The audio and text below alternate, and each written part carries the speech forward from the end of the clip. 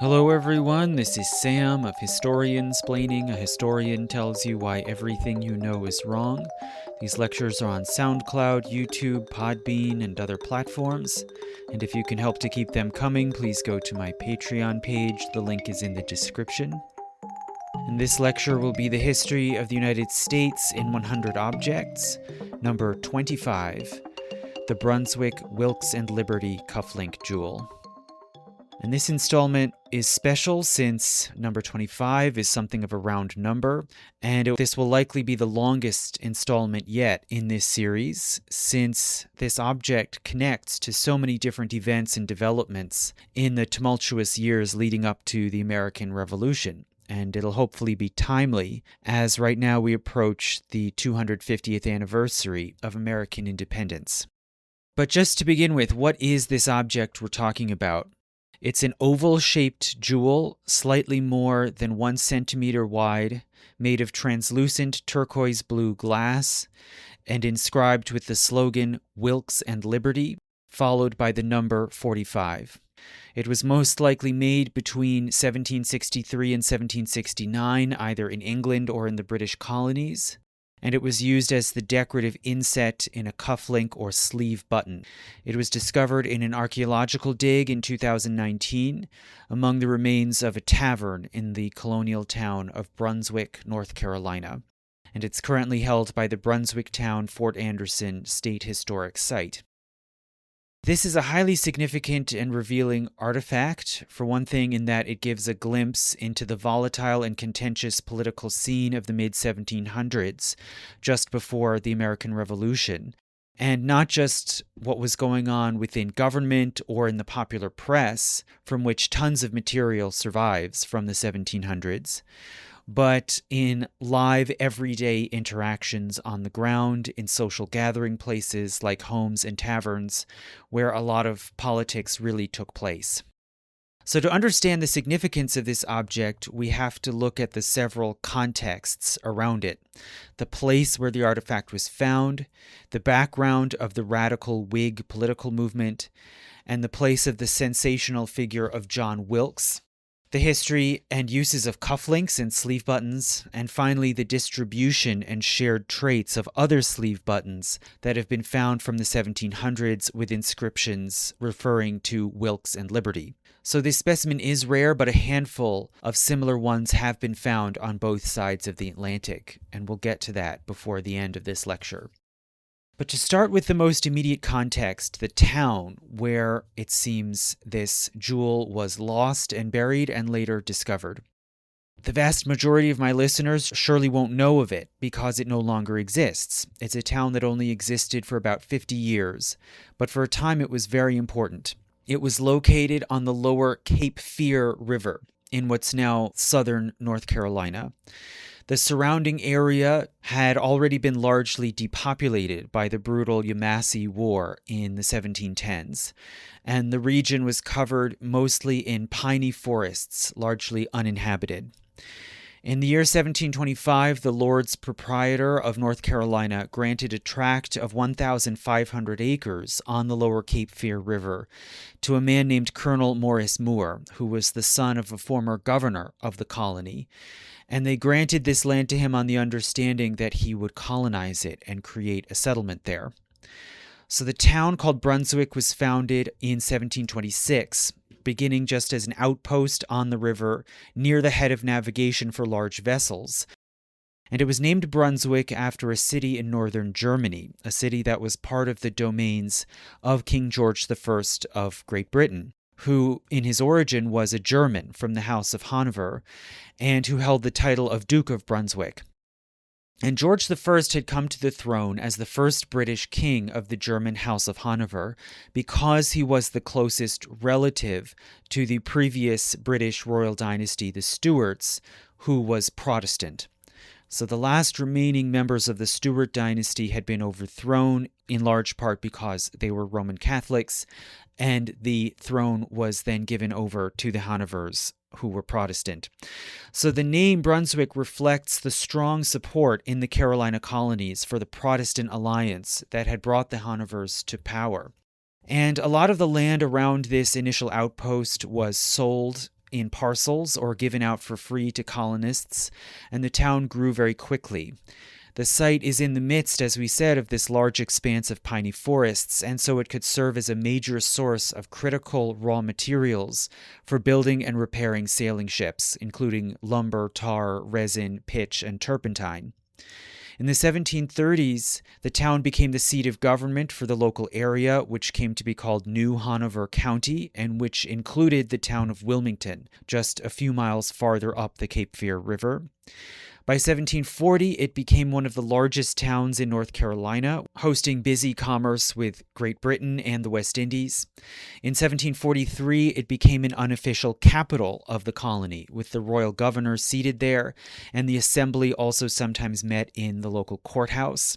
But Brunswick was relatively far away from other colonial towns and was vulnerable to attack by sea. And this is what happened in 1748 during the so-called War of Jenkins' Ear. In that year, 2 Spanish privateer vessels showed up and anchored in the river. The residents of the town fled out into the woods, and the Spanish privateers landed and raided and pillaged the town, until after some time the residents regrouped and counterattacked. The Spanish fled back to their ships, one of which then exploded in the ensuing skirmish. The other vessel was captured by the armed townspeople and was looted for goods and slaves. And the money from this counter-raid was then used in subsequent years to build a grand Anglican parish church. So in the 1750s, the town recovered and grew and prospered further. It regained its important position in the colony. The colonial governor, named Dobbs, purchased a large grand plantation house on the outskirts of the town called Russellborough and made it into the unofficial governor's mansion, and he lived there until he died in 1765, after which time the new governor, William Tryon, moved in. So in 1765, Governor Tryon took office, moved into this mansion, Russellborough, and was immediately hit by the full force of the imperial crisis that was following on the heels of the 7 Years' War. There were intense protests in the colony against the Stamp Act. In November 1765, a British ship arrived at the wharf at Brunswick to deliver stamped papers, which then would be sold for a fee to colonists to pay the stamp tax. But an armed mob gathered and prevented the ship from landing. Governor Tryon appeared and tried to calm the mob, and he offered to pay for all of the stamp fees himself, but the mob would not allow him to do this. So for 3 months, no one in the town would pay the stamp tax, and basically all commerce and legal business ground to a halt. Finally, in February 1766, 2 merchant ships attempted to land and unload cargo at the wharf without the stamped clearances, and colonial officials impounded the ships, and the Attorney General ordered them to sail to Nova Scotia to stand trial. But another armed militia of several hundred men formed, calling themselves the Sons of Liberty, and they approached and surrounded the governor's mansion and demanded that the 2 merchant ships be released, but the governor refused. So the following day, colonial officials, including the stamp master and the port collector, took shelter in the governor's mansion for fear of this growing militancy. But this time they were surrounded again, and the officials gave in and were forced to resign and to sign declarations saying that the stamp duties would no longer be required anywhere in the Cape Fear region. So after this, commerce resumed, with the Stamp Act effectively nullified by popular action. However, the town went into significant decline. Government officers generally relocated elsewhere, and seagoing commerce started to divert to Wilmington.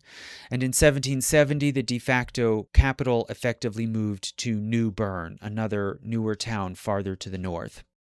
In 1775, after the outbreak of the Revolutionary War, many residents of Brunswick fled because the town was in the line of fire and again vulnerable to attack.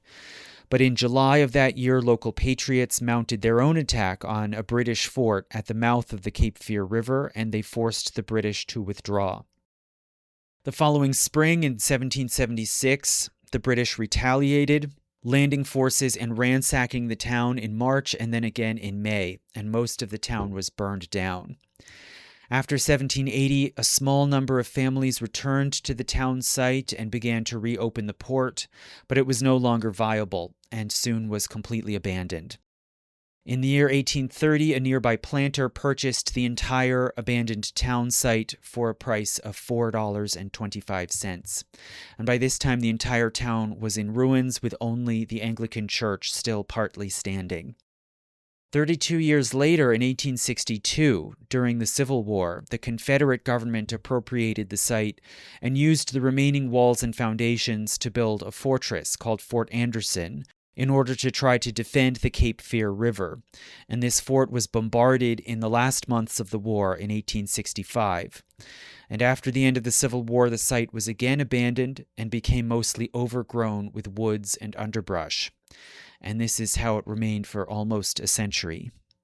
Until in the 1950s, some scholars and the state of North Carolina became interested in the site.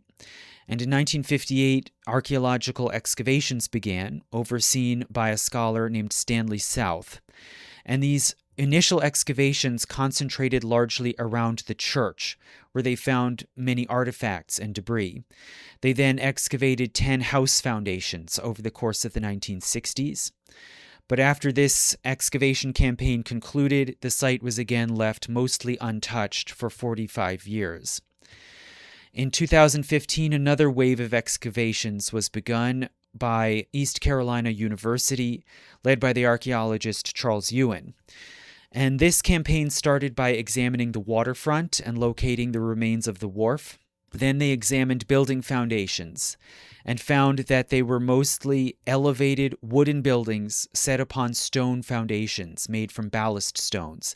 And this was characteristic of vernacular architecture in the British West Indies, in places like Jamaica and Barbados. And this reflects the influence of trade and migration from the Caribbean to Brunswick. Starting in 2018, teams of students from East Carolina University began excavations during the summers. And what they focused on in particular was a lot, numbered Lot 29, which is located on the southern side of the town in what was the commercial district. Now, why did they focus on Lot 29? Well, it seems there are references surviving from the 1700s that refer to a tavern in this area. And the early archaeological excavations under Stanley South back in the 1950s and 60s, they had found the foundations of a building here on Lot 29 that had multiple entranceways and hence might have been a public place of business like a tavern. And a tavern would have been indispensable in a commercial town like Brunswick, especially in the southern colonies and in more remote and isolated settlements. Taverns were really critical, and they served not just as places for drinking and smoking, but as real all-purpose quasi-public spaces for eating and lodging, for social gatherings and celebrations, political meetings, etc. And so no site could reveal more about the actual social activity of a town than a tavern. So Ewan's team began excavating here in 2018, and what did they find there? Well, they found firstly a building at the eastern end of the lot, built in the West Indian Georgian style, which had many fragments of pottery and loads of clay pipe stems. And this was typical of a southern colonial tavern, which, as we said, would be used for eating and smoking more than just drinking. But also, it seems that the building was used as a tavern only for a limited time, before then being cleaned out and subdivided into smaller private rooms, perhaps indicating that it was being converted from a place of business to just a private home. Then, secondly, the excavators also found another similar structure on the western end of the lot, and they excavated this one further in 2019 and then again in 2023. And they found that it was a building about 25 feet by 15 feet, which had walls of brick and a hearth set into a large fireplace in the north wall. And this fireplace was surrounded by Delftware tile decoration and was strewn with animal bones, reflecting the cooking of meat. It also had debris typical of a tavern, including fragments of ceramics, bottle glass, and many smoking pipe stems. It seems it was built around the early 1730s, and when it was completed, the tavern business apparently moved out of the original building at the eastern end of the lot into this newly built, perhaps purpose-built, tavern building on the western end. The styles of ceramics and of smoking pipes that were found at this building suggest that it was active through the mid-1700s. And they also found that this building was ultimately destroyed by fire, apparently started accidentally from the fireplace. The last coins found from the building site are from the year 1766. And also, the building does not appear on a map of the town of Brunswick that was made in 1769. And so it seems fairly likely that the fire destroyed the tavern somewhere in those intervening years between 1766 and 1769. And as the town was already in decline by that point, it makes sense that it was never rebuilt or reopened. So over the course of these excavations, the team found thousands of objects, including about 4,500 fragments of ceramics, over 2,000 discarded pipe stems, and one intact pipe bowl, over 8,000 shards of glass, including from bottles and windows, several corroded metal utensils and blades, reflecting a lot of eating as well as smoking and drinking, several keys, several dozen buttons and sewing needles, a pair of scissors, and 3 thimbles, concentrated mostly in the northwestern corner of the building.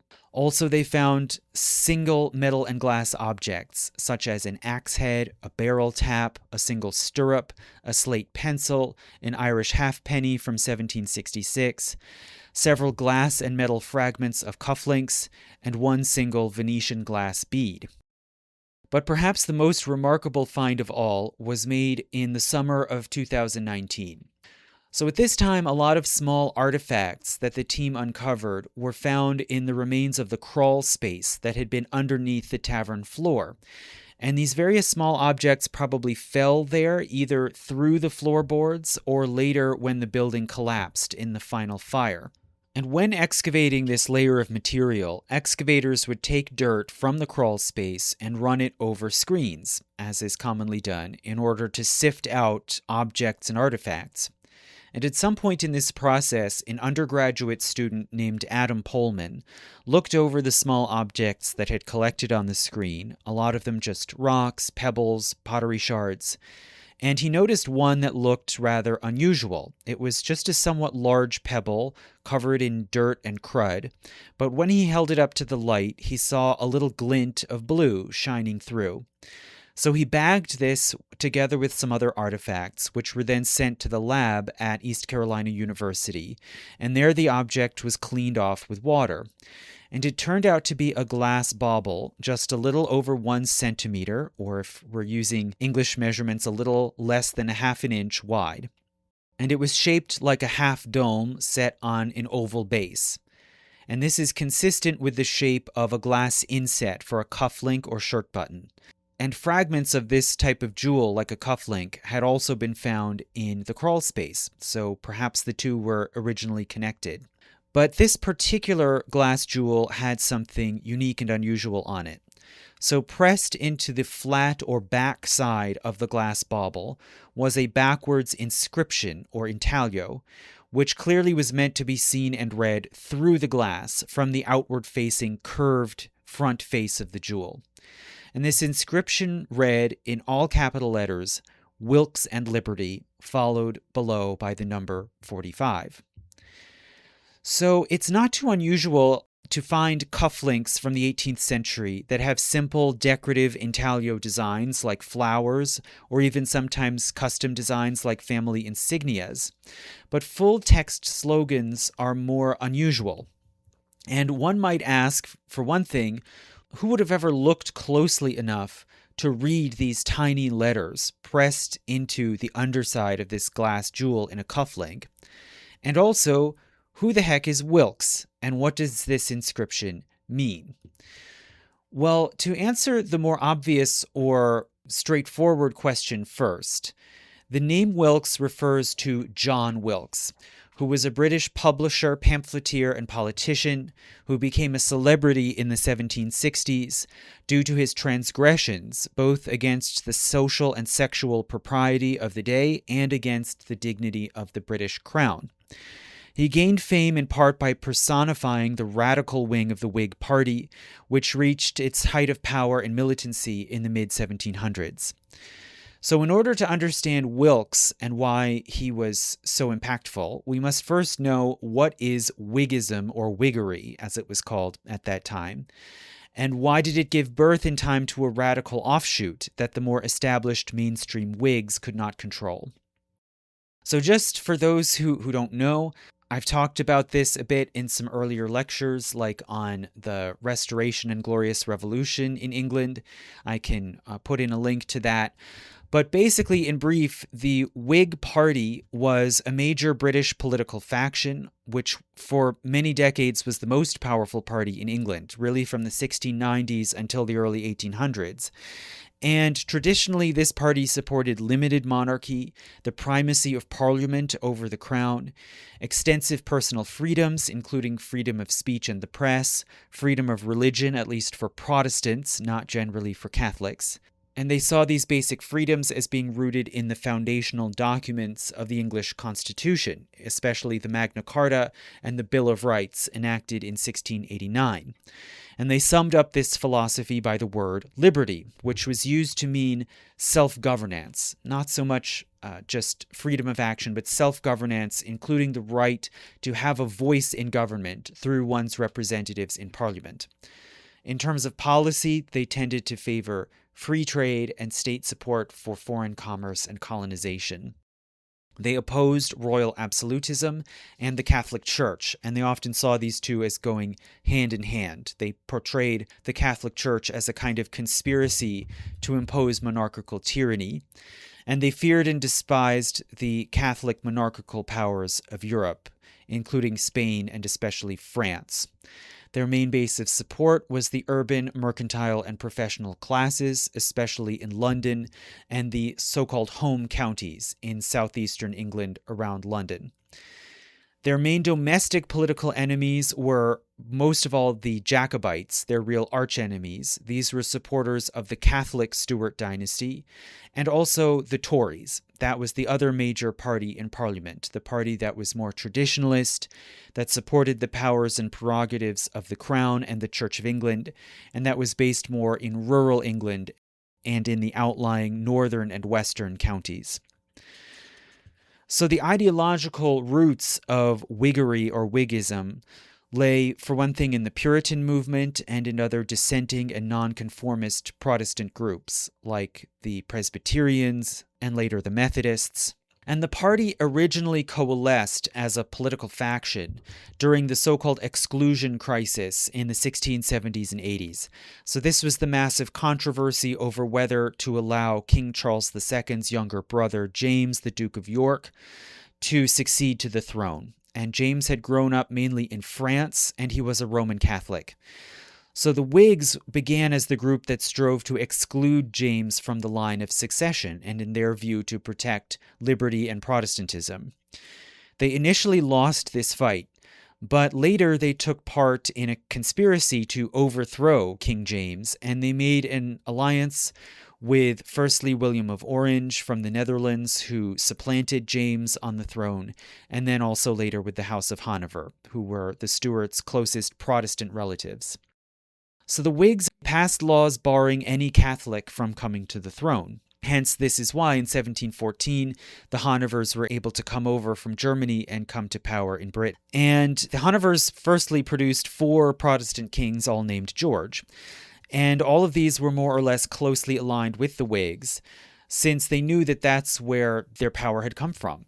But the Whig ascendancy was not uncontested. Many subjects remained loyal, at least in spirit, to the deposed Catholic Stuarts. These, as we saw, were called Jacobites.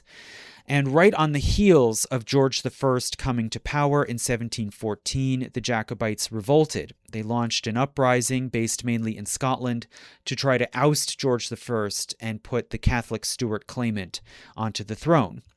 Now, this uprising failed. It was successfully put down by the Whig Hanoverian government, And after 1715, the Whigs held almost complete power for several decades, with large majorities in Parliament and close allies, arguably almost puppets, on the royal throne. But now that the Whigs really had the reins of government, they now had to deal with problems that hadn't really been their problems before. They had to face, for one, continuing threats to their own power and to the stability of the state, including in the form of Jacobitism and other forms of dissent. And they also had to face down continuing social unrest, especially among the poor, both the impoverished rural peasantry and the growing urban working class. And they responded to these threats with increasing repression. So as for the political threats and dissent, the Whig majorities passed a series of repressive laws, including censorship against criticism of the state. In 1715, they enacted the Riot Act, which banned public assemblies of more than 12 people, and refusing to disperse could be punished by death or deportation to the colonies. In 1716, they passed the Septennial Act, which reduced the frequency of electing new parliaments from every 3 years to only every 7 years, thus massively extending the Whigs' own time in office and lessening opportunities to challenge their power. In 1723, they passed the Black Act, which cracked down on rural banditry, and it made a whole array of offenses such as poaching or being found in the forest with a weapon punishable by death, even including summary execution without trial. So these were naturally could be seen as betrayals and slaps in the face to these traditional Whig principles of the Bill of Rights and Liberty. But nonetheless, social problems and unrest continued. On the rural front, the enclosure movement continued, with many rural peasants being expelled from common lands or evicted from tenant farms. This led to a great deal of vagrancy. Many so-called vagrants were then put into workhouses or arrested by press gangs and forced into service in the Navy or in the colonies. On the urban front, there were increasing riots and strikes, which erupted despite these very draconian laws. And they happened for economic reasons, such as bread riots and other riots against price gouging. Also sabotage and Ludditism, which were attacks on factories and workshops that laid off workers in order to replace them with machines. There also were riots for religious and ethnic reasons, including mob attacks on foreigners, especially Catholics.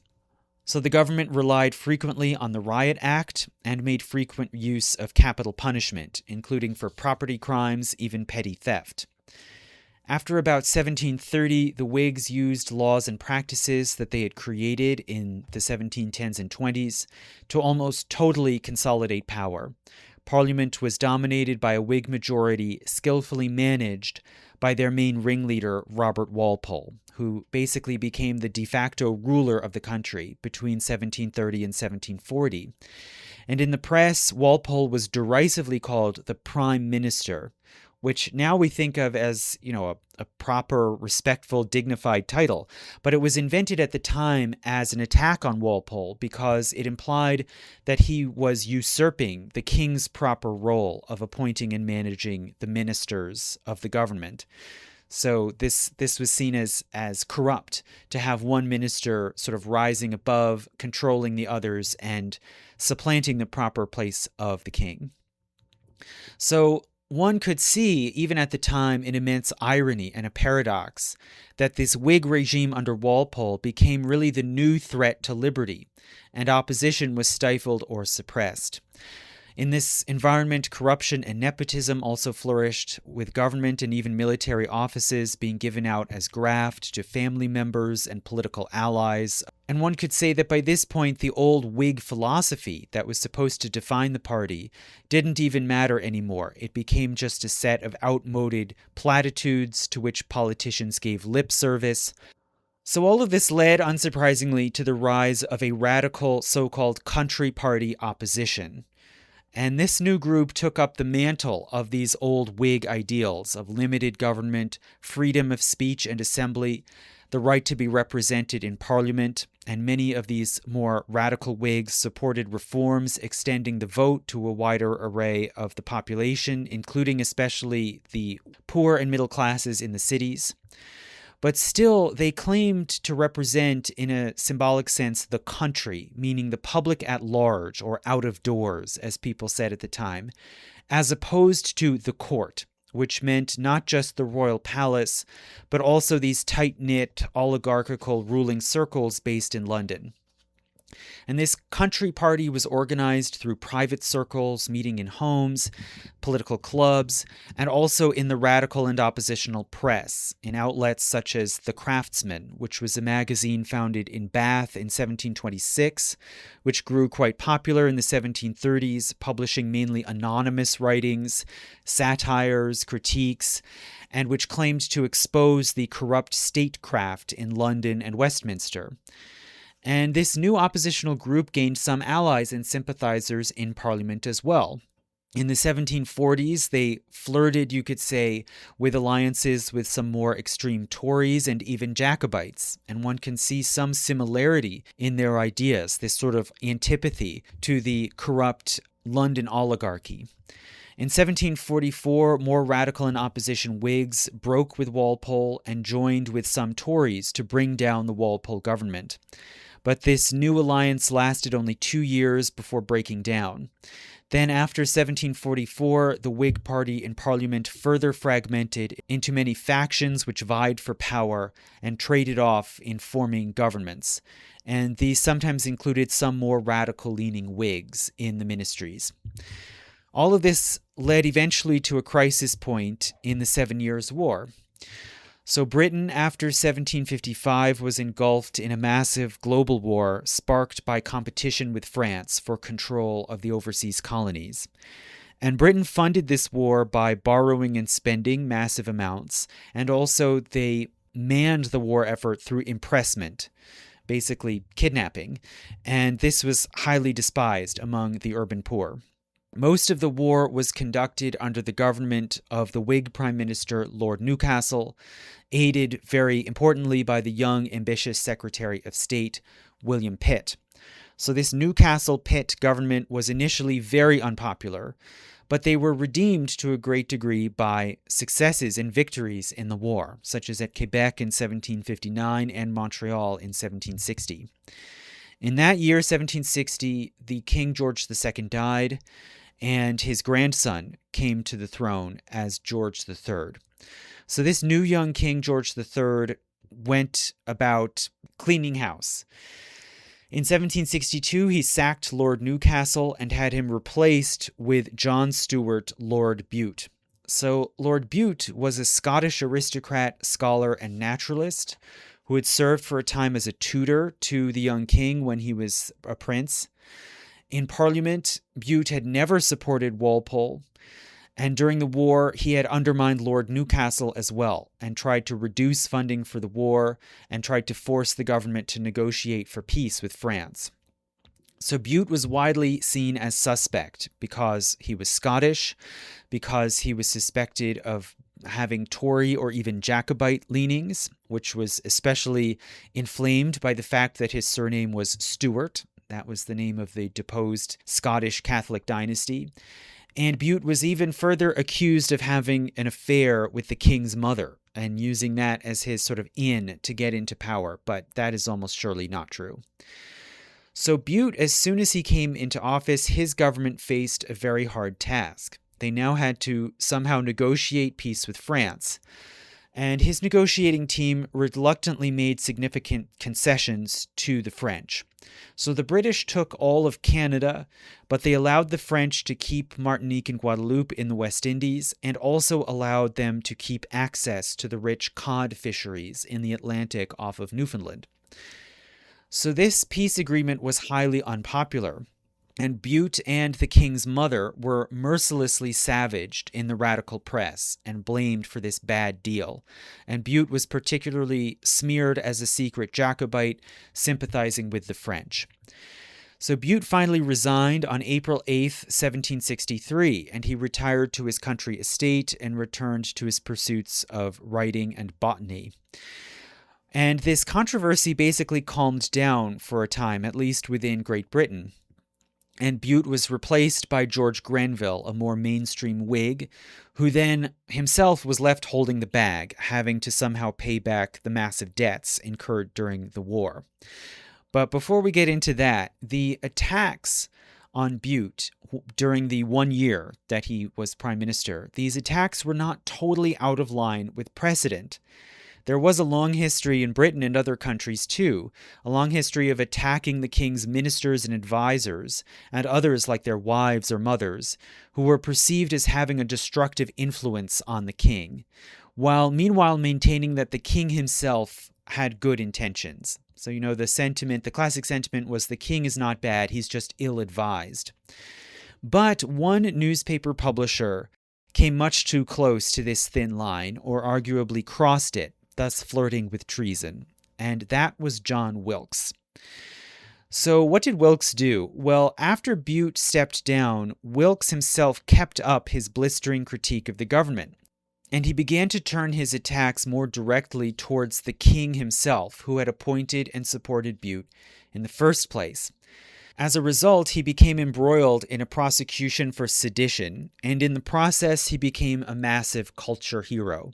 He gained unprecedented fame and notoriety, in large part by combining the defiant attitudes of both the radical Whig movement and the libertine and transgressive subculture of London in the 18th century.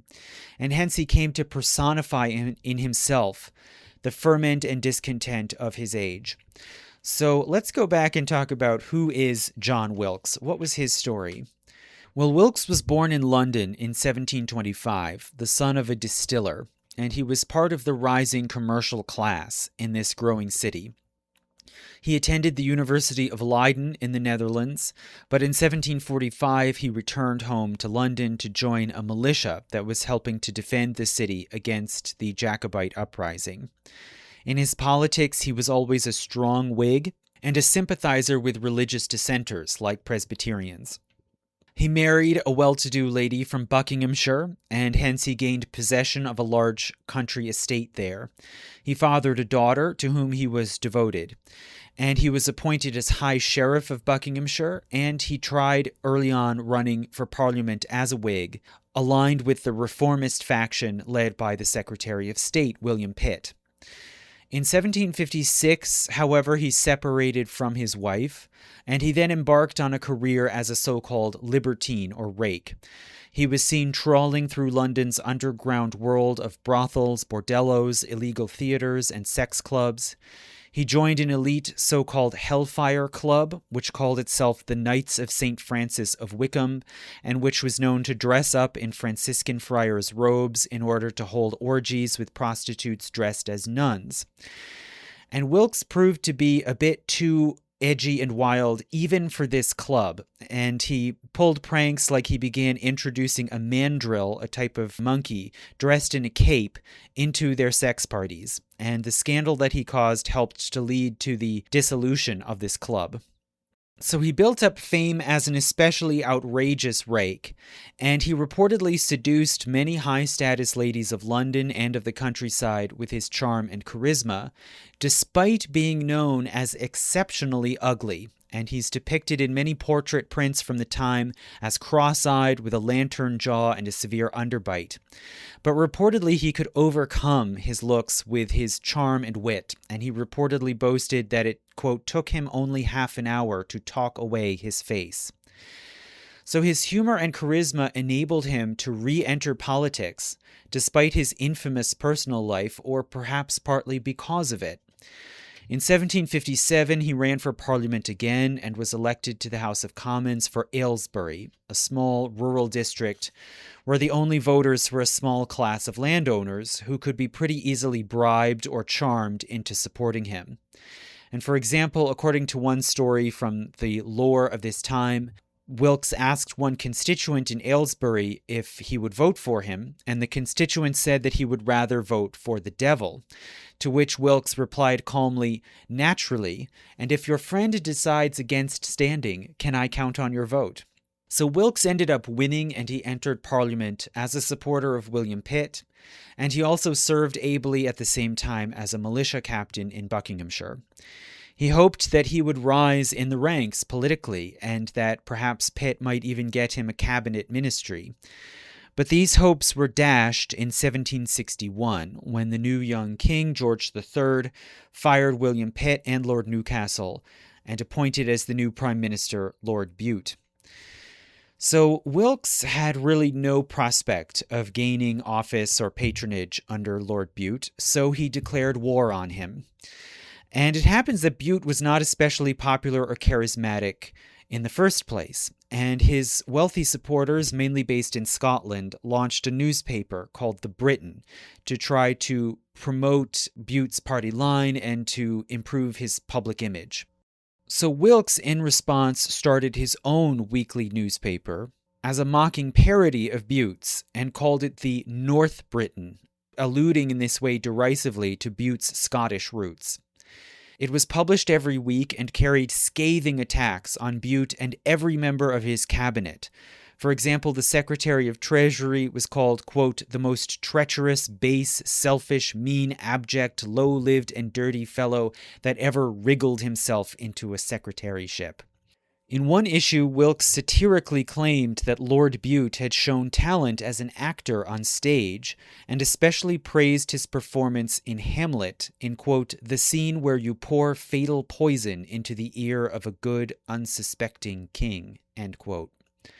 So this was truly caustic material, but it was still in line with this long-standing custom, whereby one does not criticize the monarch directly, but rather the devious ministers and advisors around them who corrupt them with bad advice.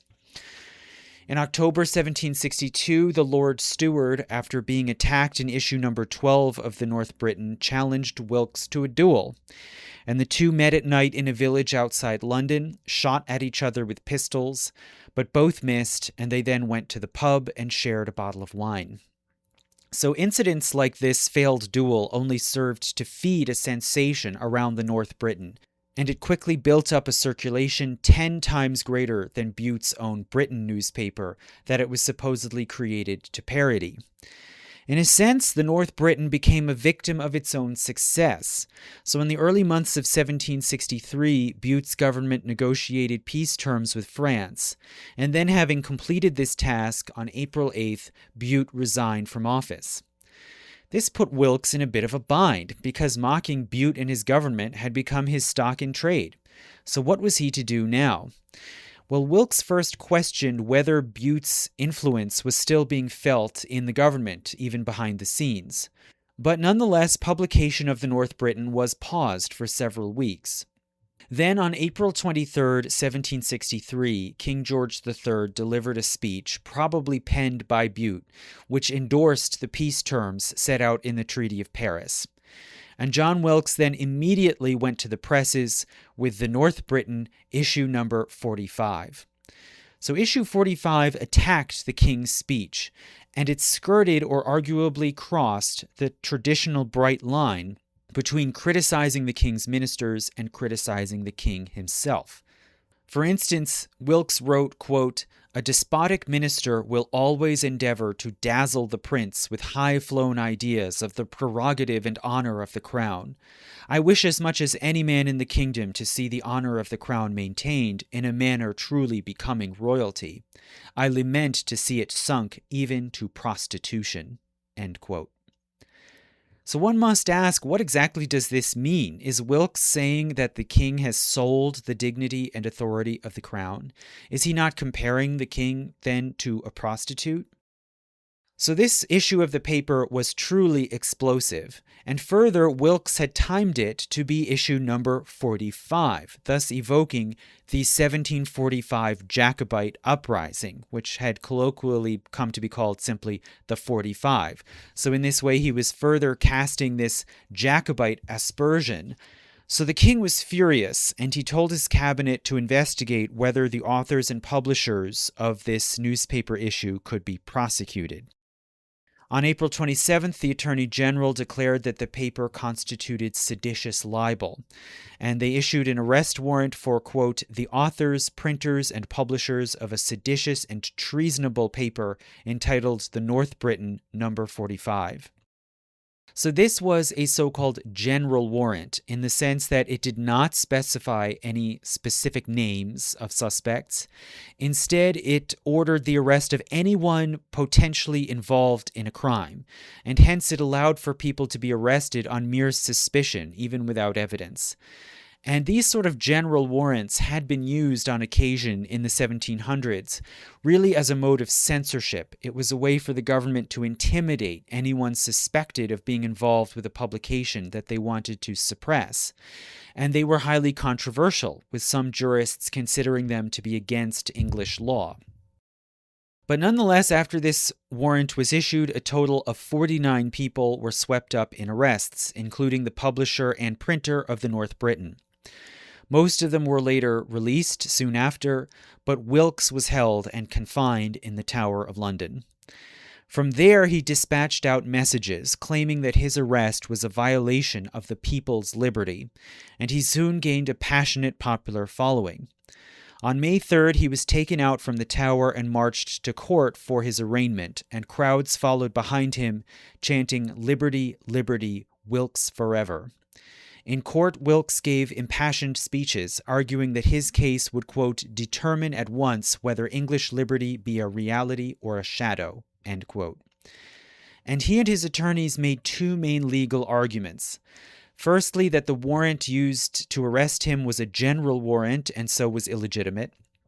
And secondly, that he was an MP, a member of Parliament, and so he was protected by parliamentary privilege. He could not be punished for expressing his opinions.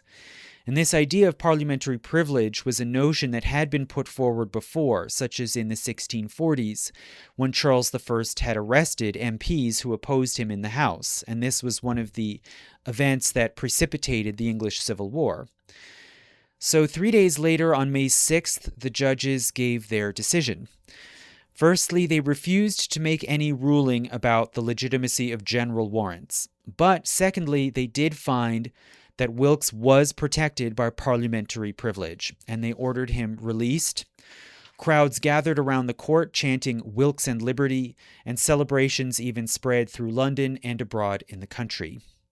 Wilkes resumed his seat in Parliament, and then he sued the officials who had arrested him for trespass and won damages from them, as did some of his colleagues who'd been arrested.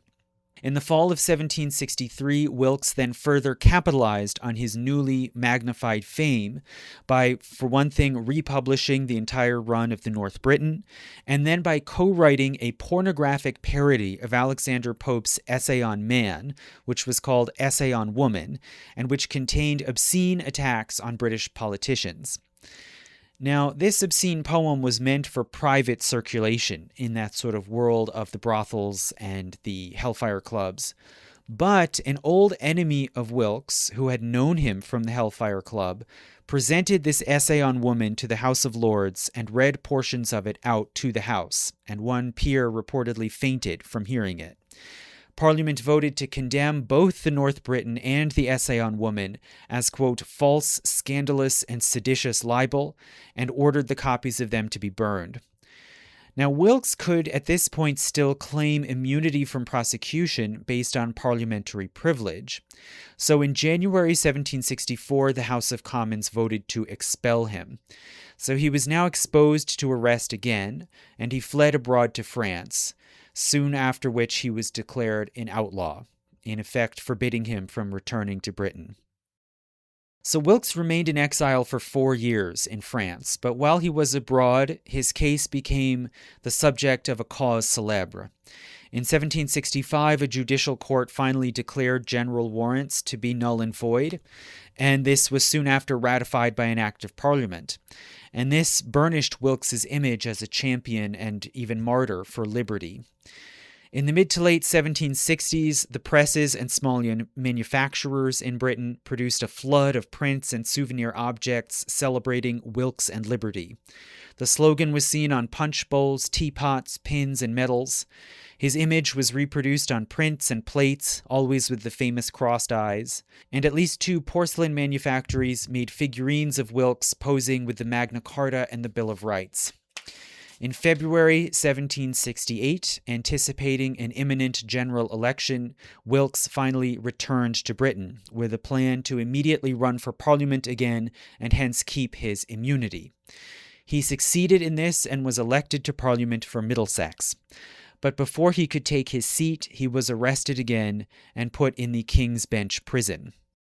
Crowds then gathered around the prison, and Wilkes was able to address them from his window and give rousing speeches. The mobs grew to about 15,000 people and often chanted "Wilkes and Liberty" and "No Liberty, no King."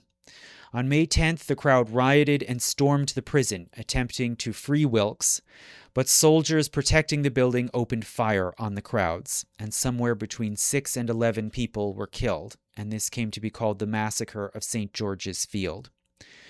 In response to this massacre, fury spread through the city, leading to a wave of sabotage. Ben Franklin was in London at the time and described, quote, "sawyers destroying sawmills, sailors unrigging ships, and watermen destroying private boats and threatening bridges," end quote.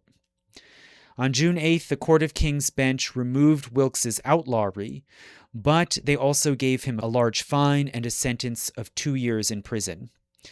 So at this time, in the summer and fall of 1768, Wilkes reached the zenith of his fame.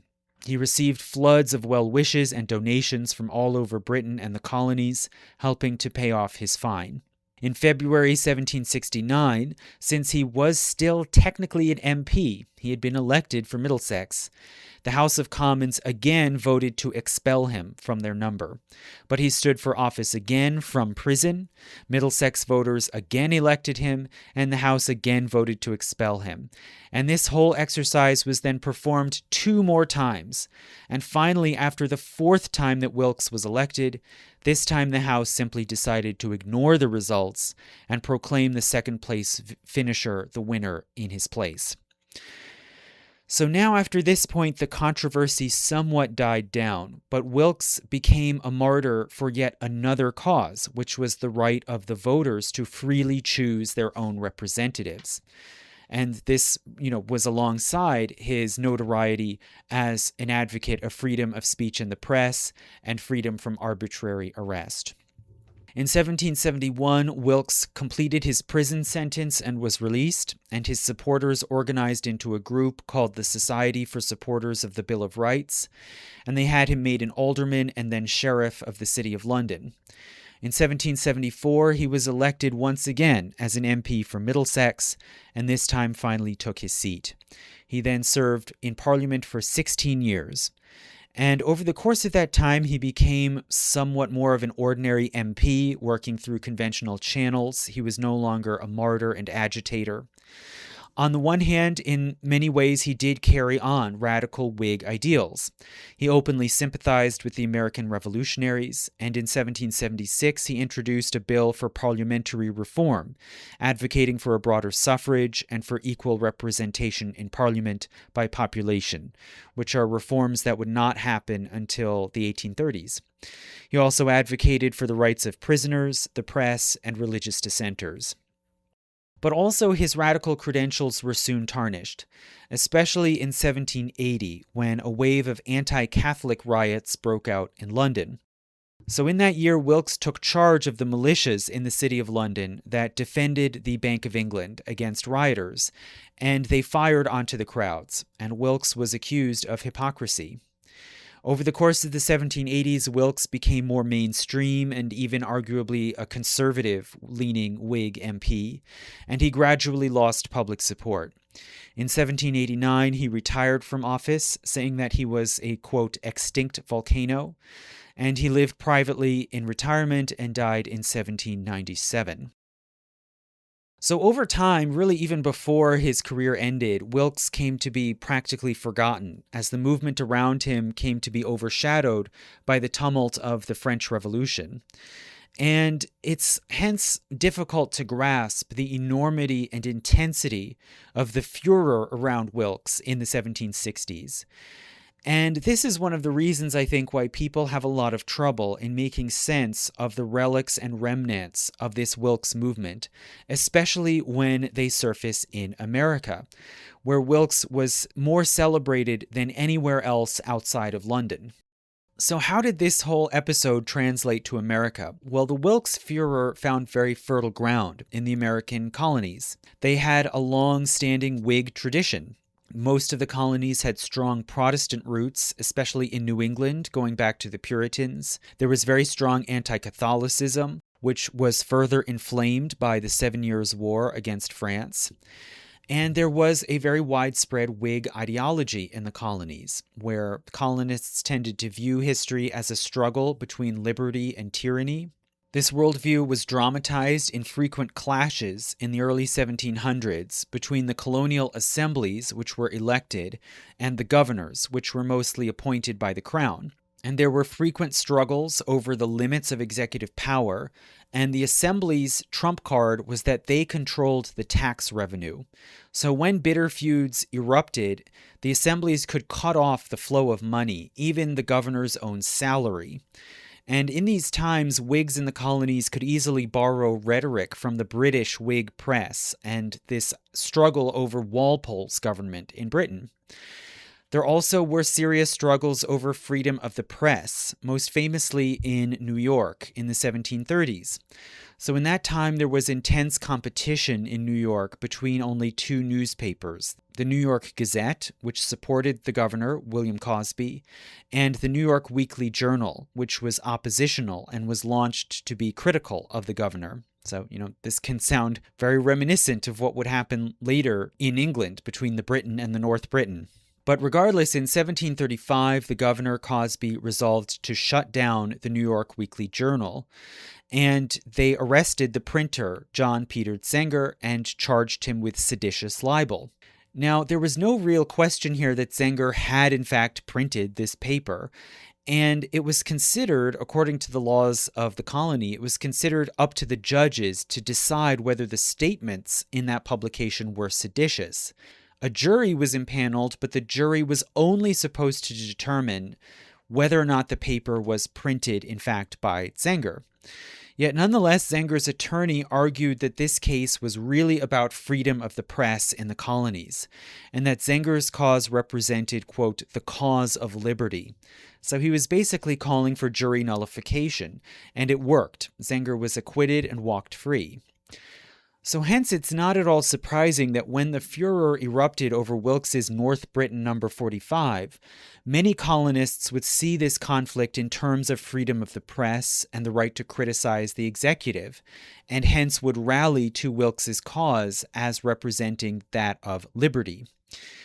Then there was, as we've seen, the additional crisis of the 7 Years' War. So Americans' antipathy to executive authority would be further compounded during the 7 Years' War, a war that broke out in the colonies with the initial fighting done by colonial militias. But then British generals and officers arrived to take charge, often commandeering men and resources. And these British officials refused to commission American militia officers at the same ranks in which they had been serving. And this created a sense of insult and a perception that the British authorities did not see colonists as equal subjects or defenders of the empire. This then was further inflamed after the end of the war by dissatisfaction with British policies that seemed to deny the colonists the ability to share in the benefits that flowed from the war victory to which they believed they were entitled. And these were policies like, for instance, the Proclamation Line of 1763, which prevented Anglo-Americans from moving west and settling interior lands that had been seized from the French, and also the British government's resolution to recoup the costs of the war, in part by taxing the colonies. And this is what led to the Sugar and Stamp Acts and the crises that flowed from those acts. So the crisis of the 1760s, following after the Sugar Act and especially the Stamp Act, they touched off waves of protests, riots, and boycotts right through the mid to late 1760s, which was right at the same time that the Wilkes and Liberty furor was erupting in Britain. So naturally, many colonists identified with the Wilkes movement. Newspapers in the colonies closely followed Wilkes's trials and tribulations. Political clubs, including the so-called Sons of Liberty, raised money, made proclamations, and circulated petitions in support of Wilkes. Some of these were signed by luminaries like John Hancock, James Otis, and John and Samuel Adams. Arthur Lee of Virginia visited Wilkes in prison in London in 1768. And also new clubs were formed specifically in honor of Wilkes, such as the so-called 45 Club in Charleston, South Carolina. In 1769, at the height of the furor, when Wilkes was in prison, colonists in Pennsylvania named a new town north of Philadelphia after Wilkes, what became known as Wilkes-Barre.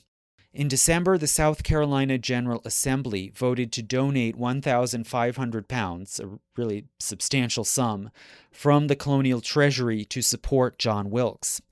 And the British government at Whitehall found out about this and responded with a special instruction forbidding the colonial treasury in South Carolina from dispersing any funds without the governor's signature, effectively vetoing this expenditure. In retaliation, the following year, the Assembly refused to pass any revenue bill at all, thus effectively cutting off the governor's salary. So this can be seen as just a further iteration of the classic ongoing clashes between the colonial assemblies and the governors, but this time revolving around a symbolic struggle in the mother country. So now, what was the scope and audience of this Wilkes movement in America? It's hard to say exactly in terms of class makeup. It certainly was very popular among the mercantile and planter elites who ran the assemblies, but also it clearly had a broader appeal as well to urban workers and mariners who took part in riots and protests and boycotts.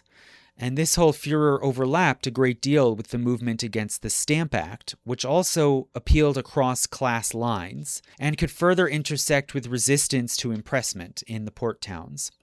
Now, as for the regional makeup, where geographically did people embrace Wilkes? It seems that this also crossed regional lines. There was strong support certainly in New England and also in Pennsylvania, where this town we referred to of Wilkes-Barre is named after Wilkes. But possibly it was especially strong in the South. So we've mentioned before the 45 Club in Charleston and the constitutional crisis that broke out in South Carolina over the Assembly's resolution to disperse money in support of Wilkes. Also, it seems sympathy for Wilkes may have persisted for longer in the South, into the 1770s or 80s. For instance, Wilkes County, Georgia, was named after him sometime after 1773, and Wilkes County, North Carolina, which was formed in 1777. So all this was after Wilkes had really faded from popular talk in most places, including in the northern colonies, and had been overshadowed by the new struggle over independence and supplanted by new revolutionary heroes. So why would this be that he would have a stronger or longer-lasting appeal in the South? Perhaps this might have been a reflection of greater lingering attachment to Britain. Loyalism was relatively strong in the South, at least as compared to New England, and perhaps Wilkes could serve as a symbol for the cause of liberty while still maintaining attachment to Britain. This is just speculation. Also, it may have to do with different meanings of the word liberty. So in the years leading up to the American Revolution, the rhetoric of liberty versus tyranny started to be replaced by that of liberty versus slavery. And this was especially true in the South, where actual slavery was ubiquitous. And the theory that some scholars have put forward in recent times is that people who saw actual slavery around them in their everyday lives were especially fearful of losing the freedom that they had, and they knew what the loss of liberty really looked like.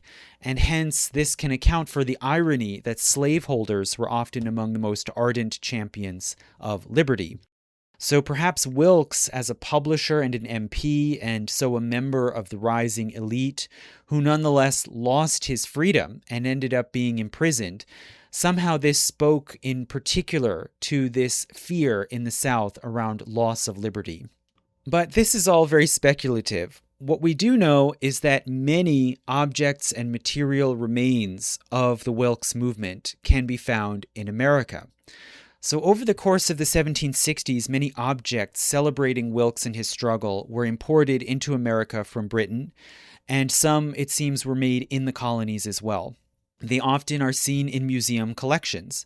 For example, the Museum of the American Revolution in Philadelphia has an earthenware mug made in Leeds, England in 1763-5, emblazoned with Wilkes and Liberty.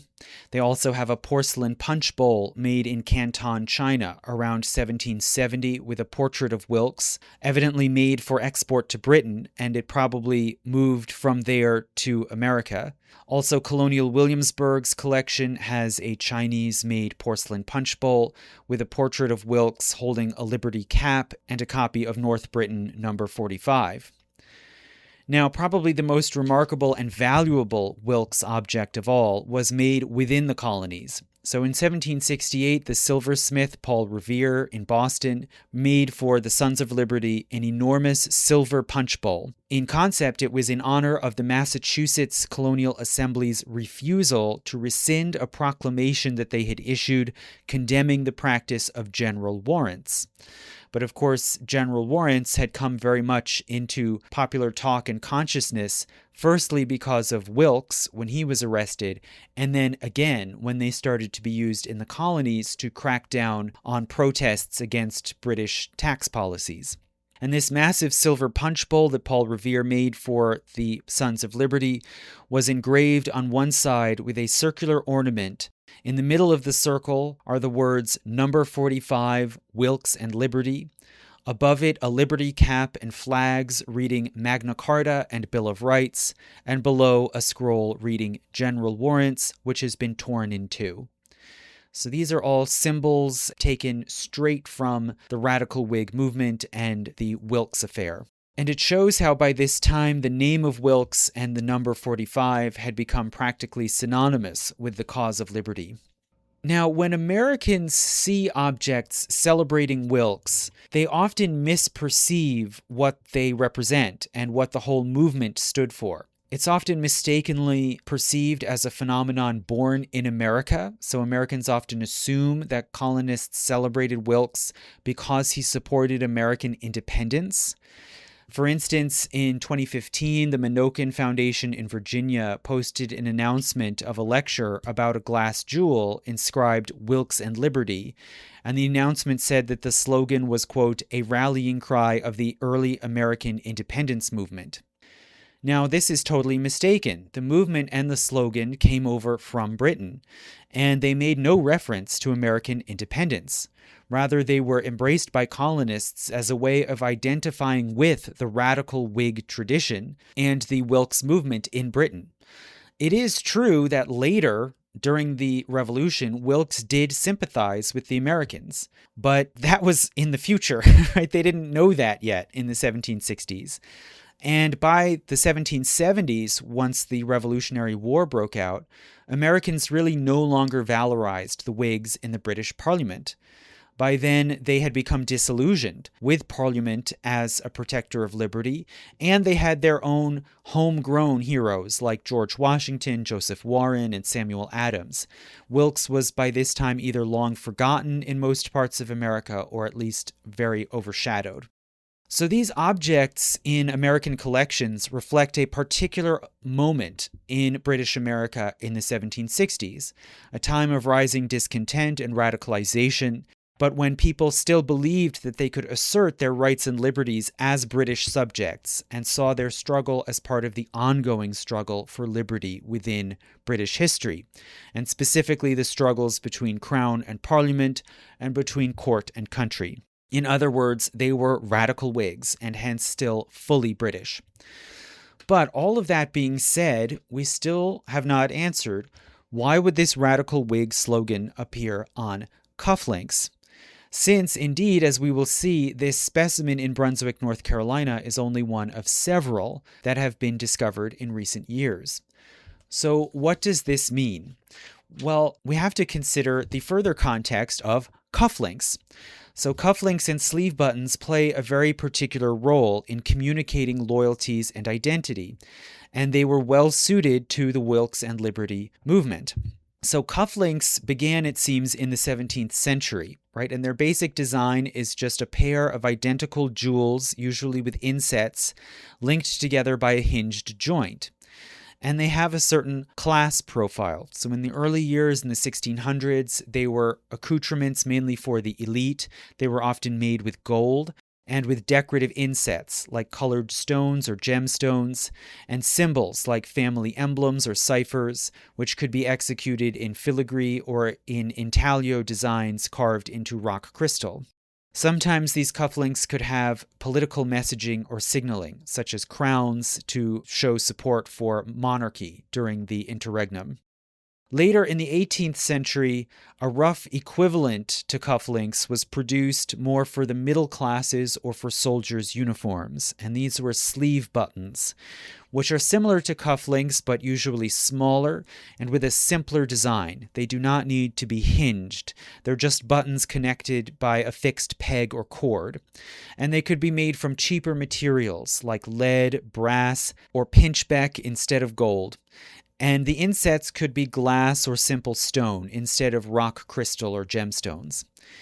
They were often required as part of soldiers' uniforms. One of their purposes was to allow for unbuttoning the ends of the sleeves when doing hard work like shoveling, and also reportedly to deter the soldiers from wiping their faces with their sleeves. And it seems that this custom of sleeve buttons trickled downward and outward into the working classes as well. They also were sometimes worn by women on the sleeves of their shifts, and they can be seen in drawings and prints. There are also a few surviving garments from the 18th century that show holes for sleeve buttons, and many of these buttons have been found at archaeological sites, especially at middens, where old, broken accoutrements might be discarded. So the advantages of cufflinks and sleeve buttons as jewels or accoutrements, as opposed to ordinary fixed buttons which are sewn onto the garment, the advantage includes that they are removable and transferable. Right? They're not fixed to the garment. They can be slipped in and out at will, and hence they can be easily given as gifts. They're one size fits all, and they can be easily swapped out for different occasions or for changing tastes and fashions, and hence they can be very useful for sending particular messages at a particular moment. And all of these qualities would come into play here. So as I alluded to earlier, this Brunswick jewel is not totally unique. Rather, it is one of 10 broadly similar sleeve button jewels that have been found in England and the United States since 1995, and most of them being discovered within the past 15 years. So just for a basic overview of this assemblage of similar jewels, in terms of the locations where they've been found, 3 of them are in London, England, one of them being in the collection of the London Museum, and 2 of them having been found on the banks of the Thames River by mudlarkers, or amateur archaeologists that collect artifacts from the gravelly shores of rivers. 7 of them have been found in the United States, specifically 2 in New York State, 1 in New Jersey, 1 on Smith Island in Maryland, 1 in Virginia, and 2 in North Carolina. As for the materials that they're made of, 8 out of the 10 are insets made of glass. The only exceptions are 1 that is made of lead alloy, and that's the one held in the London Museum, and 1 that is made of stone with hand-painted writing in ink, and that one was found in Trenton, New Jersey.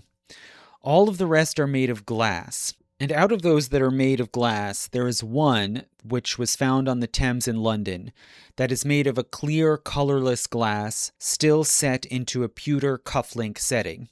As for all the rest, 7 in total, all the rest are very similar. They are all oval-shaped glass insets made of translucent turquoise blue glass, basically the shade that is obtained by coloring with copper oxide. And they are all similar in size, from about 1 to 1.5 centimeters wide. Of these, 1 was found in London and the other 6 in various sites up and down the Atlantic coast of America. As for the inscriptions in these jewels, they vary in form and content, but on a common theme. So 7 out of the 10 read exactly the same: Wilkes and Liberty 45. And in 6 of these, the word "and" is spelled out in letters, A-N-D. Only one of them uses an ampersand. The stone one from Trenton, New Jersey says Wilkes and Liberty number 45. The one from Virginia just says Wilkes and Liberty. And the one from Fort Montgomery in New York State just says Liberty, with a decorative scrollwork border around it. But in shape, size, and color, this one is exactly like all the others. And further, of the 8 that are made of glass, at least 6 of them have the inscription pressed into the flat back of the jewel in reverse, clearly meant to be read through the glass, like an intaglio engraving.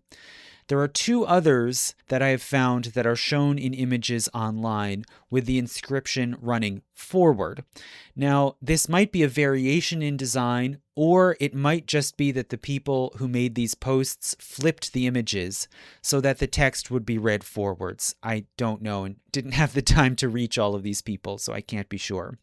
So we should consider here what this odd list reveals about the use and circulation of these sleeve button jewels in the 18th century, about their discovery in the 21st century, and about their production and design, why they look the way they do. So firstly, about their use and circulation in the 18th century. If we look at the geographic range of places where these jewels have been found, it seems that the fashion very likely started in London. So this was the original epicenter of the Wilkes movement, and 3 specimens are found there. And it's significant that each one of these 3 in London is in a different style and material. So this suggests that this is where the fashion began. And then one particular style, specifically made out of this blue-tinted glass, eventually took hold and spread abroad. Sort of like if you compare to linguistics, if you're looking at variations of a language, the place where there's the most different variations is usually where the language originated.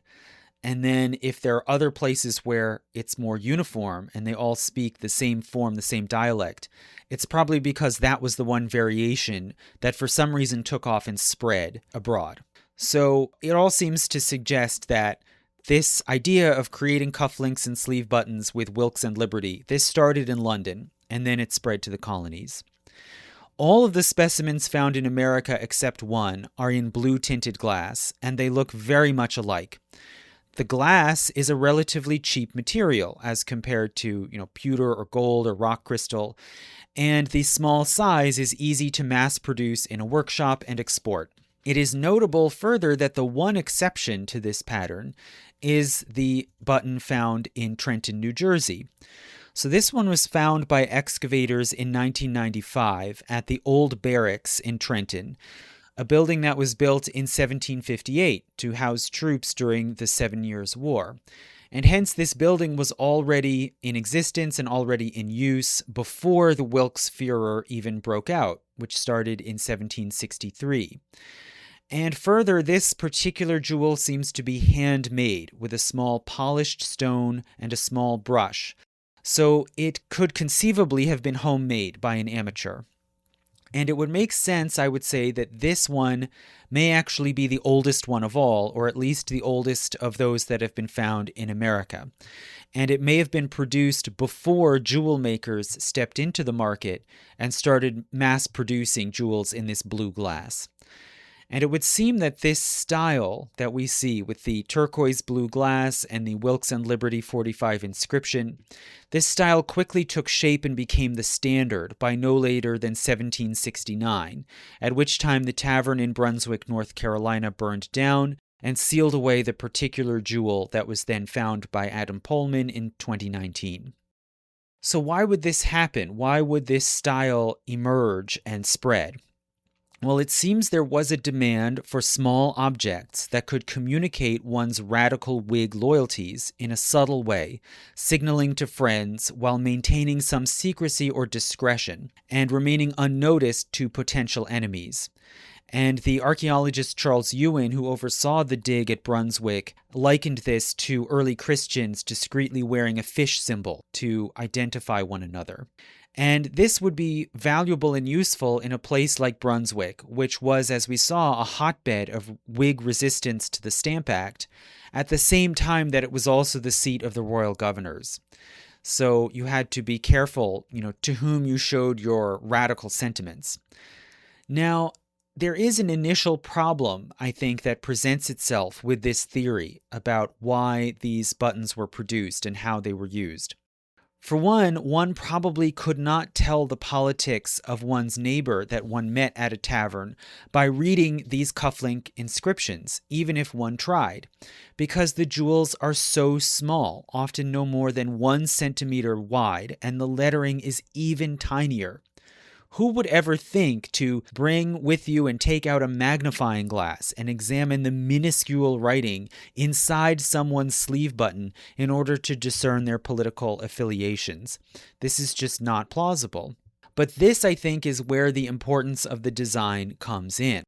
So the most eye-catching thing about these jewels is not the inscriptions, which are very small and hard to read and have to be, examined up close, but rather it's the design, the shape, and especially the vibrant blue color. So the style of the cufflinks probably became standardized so that it could serve as a visual code.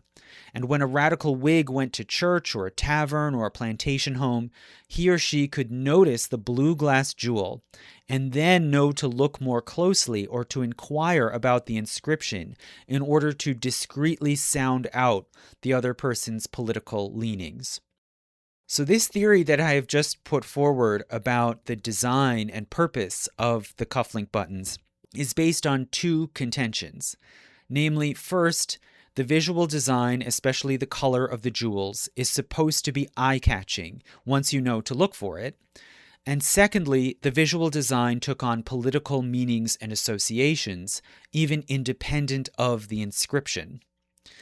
So, to go back, the first claim, the claim that the design is supposed to be eye-catching, especially for those who are in the know or alert to look for it.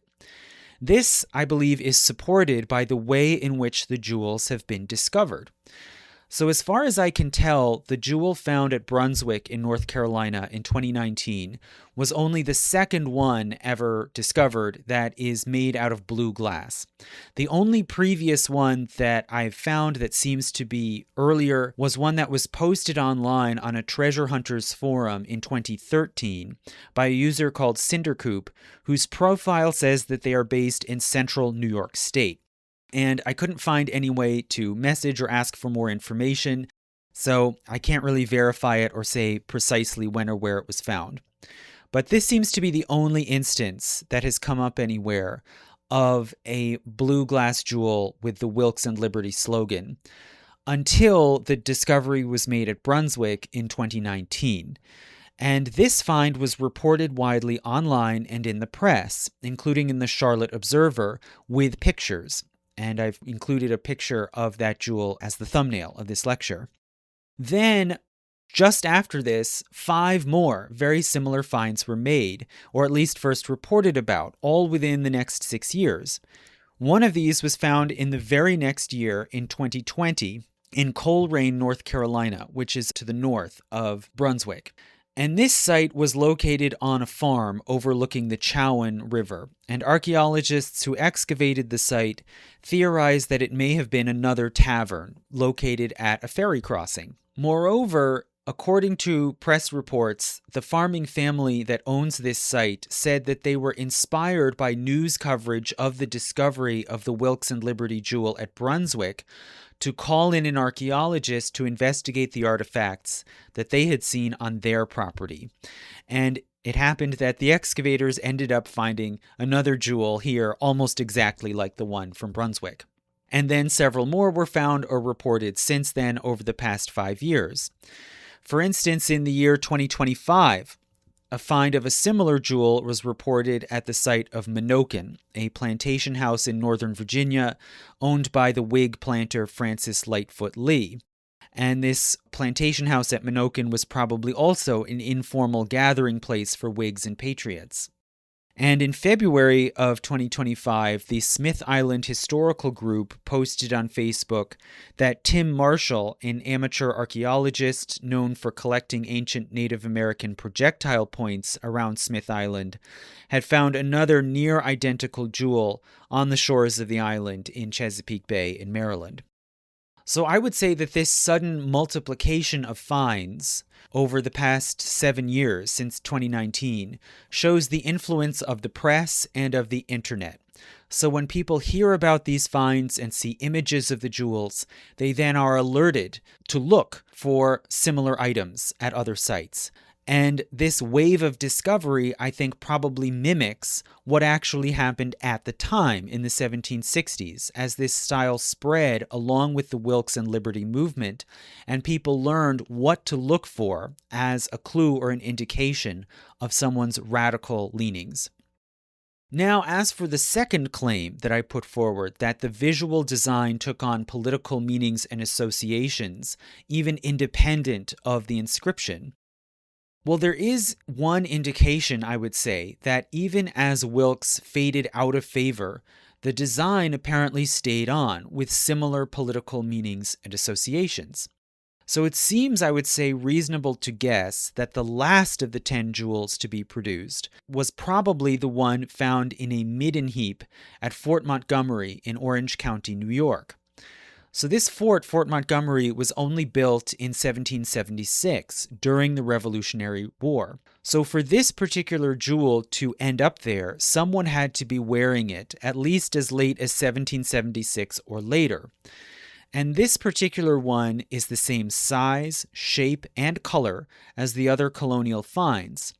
But instead of Wilkes and Liberty, it just reads Liberty. And this, I think, shows how the abstract forms and colors could take on enduring political meanings associated with this Whig ideal of liberty, even as Wilkes was dropped out of the picture. Now, finally, as for the production and design of these jewels at the time, it's very important, I think, that they show several threads of similarity, but no two, and I've looked very closely, no two of them are exactly identical. They broadly cluster together with similar or common traits in terms of shape, size, and color, and the slogan, but none is an exact copy of any other. Even the most similar ones, such as the two from North Carolina, the text is impressed slightly differently, so the exact shape and position of the letters is different. So this confirms, I think, that none of these come from the exact same workshop, or at least not from the same glass press. And hence it would seem that several different makers in London and maybe in the colonies as well all picked up on a trend or fashion and started producing items in the exact same style. And what made the jewels valuable on the market was this very fact, that they fit into an emerging, recognizable style. Now, to go back then to this particular specimen that we started with from Brunswick, North Carolina, what does this particular one reveal? Well, for one thing, it places a terminus ad quem, a last possible date, when this style took shape, because we know that this tavern burned down by no later than 1769. So this means that this style had to have emerged by before then. And that means it was already matured and in existence by no more than 6 years after the North Britain number 45 was printed in 1763. So finally, in sum, we can say that these jewels, and this particular one from Brunswick, they show how ideas, trends, and styles could spread and take on meaning across both sides of the Atlantic with remarkable speed. And this, in turn, was the context in which the imperial crisis and then the revolution broke out. So thank you so much for listening, and special thank you to Jim McKee of the Brunswick Town and Fort Anderson State Historic Site, and to the archaeologists Charles Ewan of East Carolina University and Addison Simon of Chronicle Heritage. Thank you.